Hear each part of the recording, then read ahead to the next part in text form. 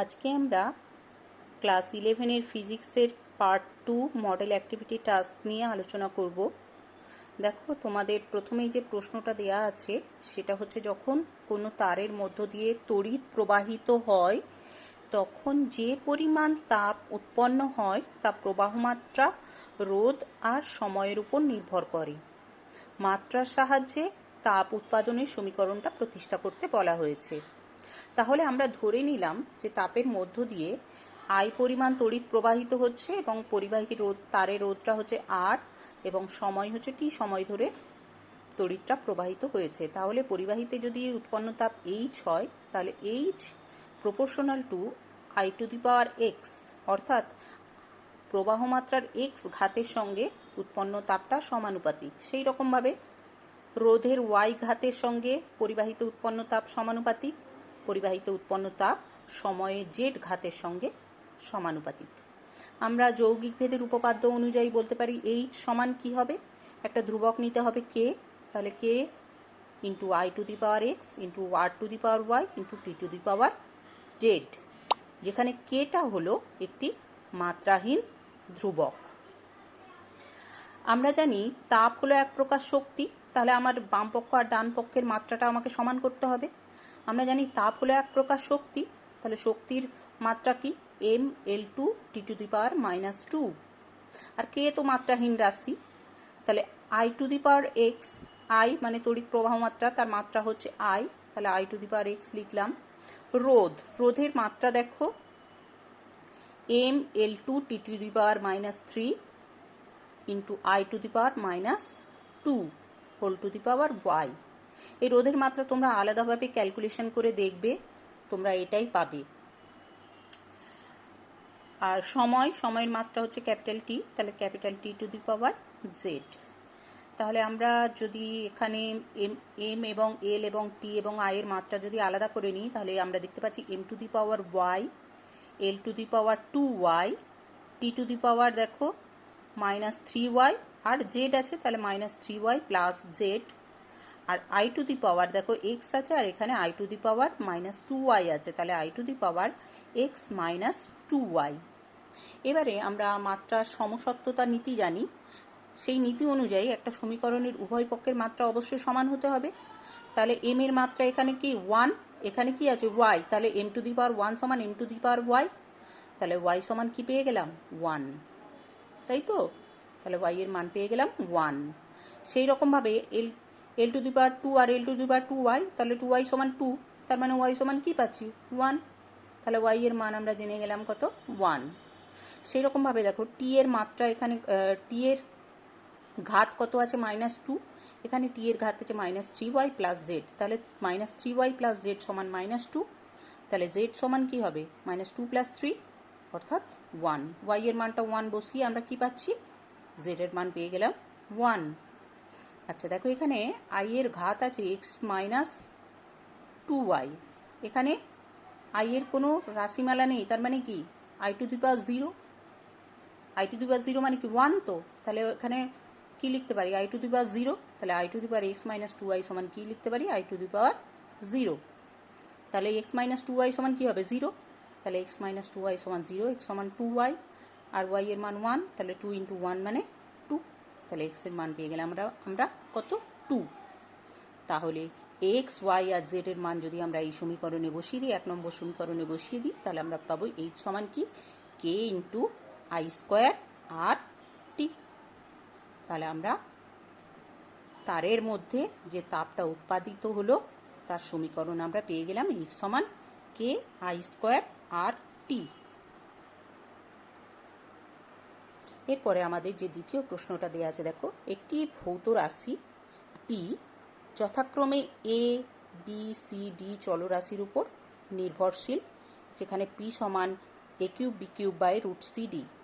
যদি এবিসিডি শতকরা ত্রুটি যথাক্রমে 1%, 3%, 2%, 4% হয়, তাহলে পি এর শতকরা ত্রুটি কত? তাহলে আমরা শতকরা ত্রুটির অঙ্কগুলো যেভাবে করেছিলাম এভাবেই সলিউশনটা করব।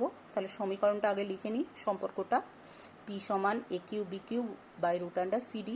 তাহলে আমরা জানি কি উভয় পক্ষে লগারিদম নিয়ে অবকলন করতে হয়, অর্থাৎ ডিফারেন্সিয়েশন করতে হয়। তাহলে লগারিদম নিয়ে যদি অবকলন করি, আমার নিয়ম কি ছিল, তাহলে এটা হবে কি delta p by p, logarithm নিয়ে অবকলন করলে, লগারিদম মানে কি 1/p, আর তার অবকলন করলে কি হবে ডেল্টা পি বাই পি। তাহলে এখানে কি হবে, এর ঘাতটা সামনে চলে আসবে, তাহলে এ কিউব মানে কি এর লগারিদম করে অবকলন করলে 3 ডেল্টা এ বাই এ। সেই রকমভাবে এটা কি হবে প্লাস বি কিউব মানে 3 ডেল্টা বি বাই বি। আচ্ছা, এখানে by root under c into d আছে, তার মানে কি এটা উপরে উঠলে মাইনাস হয়ে যাবে, minus half into delta c by c. কিন্তু আমরা যেহেতু এখানে শতকরা ত্রুটি ক্যালকুলেশন করছি, শতকরা ত্রুটিতে এখানে যদি মাইনাস দিই তাহলে আমার কি ত্রুটির পরিমাণটা কমে যাবে। আমাকে সর্বাধিক ত্রুটি নির্ণয়ের জন্য কি করতে হবে, তাহলে এগুলোকে প্লাস চিহ্ন ধরে নিতে হবে। তাহলে আমরা এখানে কি বসালাম, plus half into delta c by c. সেই রকমভাবে এটা ডিটা কী হবে, plus half into delta d by d. তাহলে এটা হলো আমার কি আনুপাতিক ত্রুটি। আমাকে চেয়েছে কি শতকরা ত্রুটি, তাহলে এর 100% করে দিলে আমরা শতকরা ত্রুটি পেয়ে যাব। তাহলে delta p by p into 100% সমান কী হবে, এইটা ইন্টু 100%, অর্থাৎ 3 into delta a by a into 100%। Similarly এইগুলো সব 100% করে দেবো। তাহলে আমরা জানি delta a by a into 100% মানে কি এ শতকরা ত্রুটি। এ শতকরা ত্রুটি কত দেওয়া আছে 1, পি এর 3%, সি এর 2%, ডি এর 4%। তাহলে আমরা মানগুলো বসিয়ে দেবো। তাহলে 3 ইন্টু 1% প্লাস 3 ইন্টু বি এর শতকরা ত্রুটি 3% প্লাস হাফ ইন্টু সি এর শতকরা ত্রুটি 2% প্লাস হাফ ইন্টু ডি এর শতকরা ত্রুটি 4%। তাহলে কত পেলাম আমরা, যোগ করে পেলাম 15%। তাহলে আমরা পেয়ে গেলাম পি এর শতকরা ত্রুটি 15%। বোঝা গেল নিশ্চয়ই, খুব সহজ অঙ্ক। দেখো আমাদের 3 অঙ্কটা কি বলা আছে, যদি কোনো বস্তু সমতরণে গতিশীল থেকে পরপর 3টি সমান দূরত্ব অতিক্রম করতে t1 t2 t3 সময় নেয়, তবে দেখাও যে 1/t1 minus 1/t2 plus 1/t3 সমান 3/t1 plus t2 plus t3। তাহলে আমরা আগে ছবিটা এঁকে নেব। এ এবং বি বিন্দুর মধ্যে 3টে সমান দূরত্ব আছে। দেখো প্রথম দূরত্ব এস, সেটা প্রাথমিক বস্তুর প্রাথমিক বেগ ধরে নিয়েছি ইউ, এবং ত্বরণ সমতরণে যাবে ধরে নিচ্ছি এ। প্রথম অংশটা যেতে t1 সময় নেয়, তাহলে এস দূরত্ব যেতে t1 সময় নিচ্ছে। তার পরবর্তী আবার এস দূরত্ব যেতে t2 সময় নিচ্ছে। তার পরবর্তী আবার এস দূরত্ব যেতে t3 সময় নিচ্ছে। তাহলে দেখো এই এস সমান কি হবে, u into t1 plus half at1 square. এর সমান ut plus half at square থেকে আমরা কি লিখতে পারি, এর সমান ইউটি1 প্লাস হাফ at1 স্কোয়ার। তাহলে উভয় পক্ষকে t1 দিয়ে যদি আমরা ভাগ করে নিই, তাহলে এস বাই t1 সমান কী পাবো, t1 দিয়ে ভাগ করো, ইউটি1 কী হয়ে যাবে ইউ প্লাস হাফ at1। তাহলে এস বাই t1 সমান ইউ প্লাস হাফ at1। এটা 1 নম্বর সমীকরণ দ্বারা আমরা রিপ্রেজেন্ট করছি। এরপরে দেখো এই এস দূরত্ব t1 সময়ে গেছে, এই এস দূরত্ব t2 সময়ে গেছে। তাহলে এখান থেকে এ বিন্দু থেকে এই ধরো আমি নামকরণ করে দিই, এটা সি বিন্দু নামকরণ করে দিই, এটা ডি বিন্দু নামকরণ করে দিই। তাহলে এই টোটাল এডি দূরত্ব মানে কত দূরত্ব, এস প্লাস এস মানে 2s। তাহলে 2s দূরত্ব গেছে। সময় কত নিয়েছে t1 এবং t2, t1 প্লাস t2। তাহলে t1 প্লাস t2 সময়ে 2s দূরত্ব গেছে, তাই তো।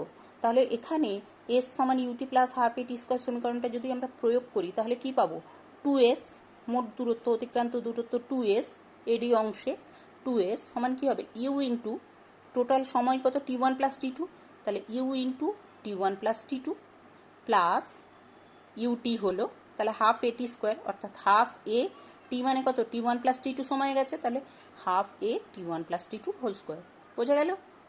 তাহলে এবারে আমরা ভাঙি, ut1 plus ut2 plus half এ t1 plus t2 whole square মানে কি A plus B whole square সূত্র যদি ভাঙি আমরা কি পাবো, half A t1 square plus half A t2 square plus half into A into 2t1 t2। তাহলে দেখো আমরা যদি একটু সাজিয়ে নিই, ut1 প্লাস হাফ at1 স্কোয়ারকে যদি একদিকে করে নিই, তাহলে ut1 plus half at1 square plus কি পড়ে থাকলো, তাহলে ut2 plus half at2 square plus at1 t2 at1 t2। আচ্ছা, এই ut1 plus half at1 square মানে কি? ut1 plus half at1 square মানে কি? এস। তাহলে এই জায়গায় আমরা কি বসাতে পারি? এস। তাহলে 2s সমান কি পেলাম?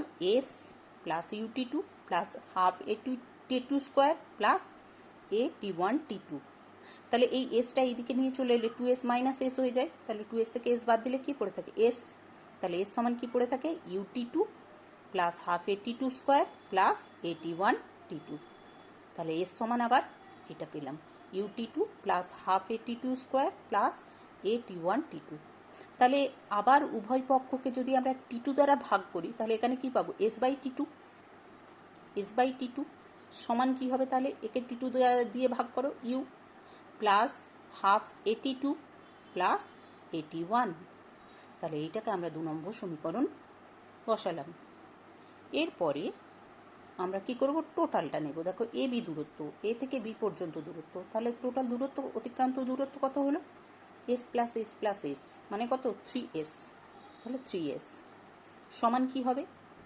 তাহলে এস সমান ut plus half at square সমীকরণ যদি প্রয়োগ করি এতে কী হবে? টোটাল সময় কত তাহলে? t1 plus t2 plus t3। তাহলে আমরা 3s সমান কি লিখব?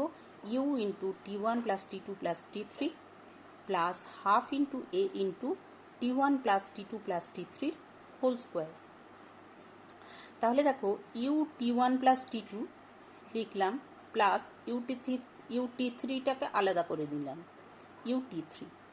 তাহলে ইউ ইন্টু t1 প্লাস t2কে রেখে দিলাম প্লাস ut3কে আলাদা করে দিলাম প্লাস হাফ ইন্টু এ। এবারে দেখো t1 প্লাস t2কে যদি আমরা এ ধরি আর t3কে যদি আমরা বি ধরি তাহলে এটা কিসের সূত্র পড়ে? এ প্লাস বি হোল স্কোয়ারের সূত্র। এ প্লাস বি হোল স্কোয়ারের সূত্র মানে কি? A square plus 2ab plus B square. সেটাই আমরা একটু ভেঙে লিখেছি। দেখো হাফ ইন্টু এ, তাহলে এ প্লাস বি হোল স্কোয়ার মানে কি? এ স্কোয়ার, অর্থাৎ t1 plus t2 whole square. তাহলে t1 plus t2 whole square.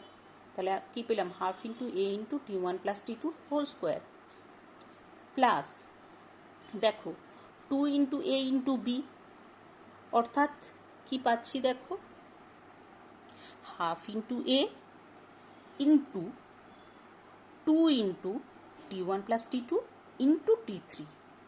তাহলে 2 আর 2 কেটে গেল, তাহলে কি পড়ে রইল? A into t1 plus t2 into t3 plus B square, তার মানে কি t3 হোল স্কোয়ার পাবো। তাহলে হাফ ইন্টু এ ইন্টু t3 হোল স্কোয়ার। তাহলে হাফ ইন্টু এ ইন্টু t3 হোল স্কোয়ার। বোঝা গেল নিশ্চয়ই? এবারে দেখো এই যে u t1 plus t2 plus half এ t1 plus t2 whole square, এটা মানে কি? U into t1 plus t2 plus half A into t1 plus t2 whole square, এটা মানে কি? 2s। তাহলে এই দুটো সমীকরণকে এক জায়গায় করে আমি কি বসাতে পারি? 2s প্লাস কি পড়ে থাকে? ut3 প্লাস কি পড়ে থাকে? A into t1 plus t2 into t3 plus কি পড়ে থাকে? Half A t3 square. আচ্ছা, এই 2sকে এইদিকে যদি নিয়ে চলে যায় তাহলে 3s মাইনাস 2s কত পাই? s। তাহলে s সমান কি পাই তাহলে? ut3 plus A into t1 plus t2 into t3 plus half A t3 square. সেই রকমভাবেই s বাই t3 কী পাবো? অর্থাৎ উভয় পক্ষকে t3 দ্বারা যদি ভাগ করে দিই তাহলে s বাই t3 সমান পাবো u plus A into t1 plus t2। দেখো ut3 বাই t3 কেটে যাবে, কি পাবো? u প্লাস এটা থেকে t3 দ্বারা ভাগ করলে t3 কেটে গিয়ে A into t1 plus t2 plus half A t3 স্কোয়ারকে যদি t3 দ্বারা ভাগ করে দিই কি পাবো? Half A t3। তাহলে এটা আমাদের 3 নম্বর সমীকরণ হয়ে গেল। এবার আমাকে যেটা প্রমাণ করতে দিয়েছে 1/t1 minus 1/t2 plus 1/t3, আমি এই আকারে আমার 3টে সমীকরণকে সাজাবো, অর্থাৎ s/t1 minus s/t2 plus s/t3। তাহলে এখন s/t1 minus s/t2 plus s/t3 মানটা আমরা বসিয়ে দেব। দেখো মানটা বসাচ্ছি। s/t1 এর মান কত? u প্লাস হাফ at1, তাহলে আমরা বসালাম u plus half at1। s/t2 মান কত? u plus half at2 plus half u plus half at2 plus at1। এখানে মাইনাস আছে তাহলে প্রত্যেকটাই মাইনাস হয়ে যাবে, অর্থাৎ minus u minus half at2 minus at1 আর s/t3 মান বসিয়ে দেবো, প্লাস ইউ প্লাস 81 প্লাসে প্লাসে plus 82 plus half 83 plus half 83। তাহলে দেখো প্লাস ইউ মাইনাস ইউ কাটলো, প্লাস 81 মাইনাস 81 কাটলো, আমার পড়ে রইল কি, দেখো এখানে একটা ইউ পড়ে আছে, তাহলে ইউ প্লাস হাফ 81 পড়ে আছে। এখানে দেখো 82 থেকে হাফ 82 বাদ যাবে, তাহলে পড়ে থাকবে কি প্লাস হাফ 82 আর প্লাস হাফ 83। তাহলে plus half 81 plus half 82 plus half 83, হাফে তাহলে কমন নেব, তাহলে পড়ে থাকবে কি t1 plus t2 plus t3। আচ্ছা, আমার এই যে দেখো 3s সমান কি u t1 plus t2 plus t3 into half এ t1 plus t2 plus t3 whole square. তাহলে এই দেখো 3sকে যদি আমরা উভয় পক্ষকে এই সমীকরণটাকে যদি আমরা উভয় পক্ষকে এই t1 plus t2 plus t3 দ্বারা ভাগ করি, তাহলে এইদিকে কি পাবো 3s by t1 plus t2 plus t3 সমান এই দিকটা কি পাবো, তাহলে ইউ এই t1 plus t2 plus t3 দ্বারা যদি ভাগ করি তাহলে এইটা কেটে যাবে, তাহলে এখানে কি পড়ে থাকবে শুধু ইউ, দেখো এখানে পড়ে আছে শুধু ইউ, প্লাস হাফ ইন্টু এ, এইটাকে যদি আমরা এই t1 plus t2 plus t3 whole স্কোয়ারকে যদি আমরা t1 plus t2 plus t3 দিয়ে ভাগ করি, তাহলে কি পড়ে থাকবে একটা t1 plus t2 plus t3, অর্থাৎ এইটা কি দাঁড়ালো হাফ ইন্টু এ into t1 plus t2 plus t3। দেখো হাফ ইন্টু এ into t1 plus t2 plus t3। তাহলে দেখো ডান পক্ষটা এটা এলো, তাহলে বাম পক্ষ কি লিখবো 3s by t1 plus t2 plus t3, বোঝা গেল। তাহলে এখান থেকে আমরা এটা পেয়ে গেলাম 3s by t1 plus t2 plus t3। এবারে দেখো উভয় পক্ষকে যদি আমরা s দিয়ে s কমন নিয়ে নিই, এইদিকেও s কমন নিলাম, এইদিকে s কমন নিলে কি পাবো 1/t1 minus 1/t2 plus 1/t3, তাহলে 1/t1 minus 1/t2 plus 1/t3, আর এদিকে 3s আছে, s কেটে যাবে, তাহলে কি পাবো 1/t1 minus 1/t2 plus 1/t3 সমান কি পাবো এখানে 3/t1 plus t2 plus t3। এটাই আমাকে প্রমাণ করতে দিয়েছিল, বোঝা গেল। আমাদের যে চতুর্থ এবং লাস্ট প্রশ্ন সেটা হচ্ছে দেখো, যদি এ এবং বি দুটো ভেক্টর হয় তবে a vector minus b vector এর মান এ ভেক্টর প্লাস বি ভেক্টরের মানের সমান হতে পারে কি। আমরা জানি এই দুটো ভেক্টরের মান তখনই সমান হবে যদি বি ভেক্টরটা কি হয় শূন্য ভেক্টর হয়, তাই তো। এটা আমাদের প্রায়শই এমসিকিউতে এই প্রশ্নটা দেয়া থাকে, এই প্রশ্নটা খুব এমসিকিউতে দেয়া থাকে। তাহলে কখন এই দুটো ভেক্টরের মান সমান হবে, যখন বি ভেক্টরটা শূন্য ভেক্টর হবে। আর যদি এটা মডিউলাস আকারে দেয়া থাকতো তখন আমরা ক্যালকুলেশন করতাম মড এ মাইনাস বি সমান মড এ প্লাস বি করে, তখন কি হতো A square plus B square plus minus 2ab cos theta সমান কি হবে A square plus B square plus 2ab cos theta, উভয় পক্ষ থেকে রুট তুলে দেবো, তাহলে কি পাবো এ স্কোয়ার কেটে যাবে, বি স্কোয়ার কেটে যাবে, তাহলে 4ab cos থিটা সমান 0, cos থিটা সমান 0, তারপর ab not is equal to 0, তাহলে cos থিটা সমান 0 অর্থাৎ থিটা সমান 90, অর্থাৎ এ ভেক্টর এবং বি ভেক্টর পরস্পর লম্ব থাকবে যদি এখানে মড দেয়া থাকে। কিন্তু এখানে মড দেয়া নেই, বলা আছে এ মাইনাস বি ভেক্টরের মান আর এ প্লাস বি ভেক্টরের মান কখন সমান হবে, যখন বি ভেক্টরটা শূন্য ভেক্টর হবে, বোঝা গেল।